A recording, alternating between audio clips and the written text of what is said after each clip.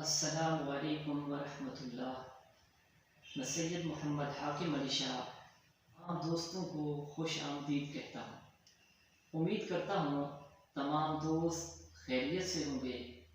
मैं आज की इस वीडियो में बताना चाहूँगा कि दज्जाल का ज़मीन पर पहला दिन कितने साल के बराबर होगा।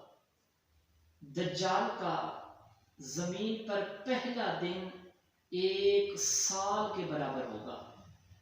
फिर उसके बाद एक दिन 1 महीने के बराबर होगा। फिर उसके बाद एक दिन 1 हफ्ते के बराबर होगा। दज्जाल ज़मीन पर 40 दिन रहेगा। बाकी अय्याम साल के आम दिनों की तरह होंगे। मिलते हैं एक नई वीडियो के साथ। तब तक के लिए मैं इजाज़त चाहूँगा।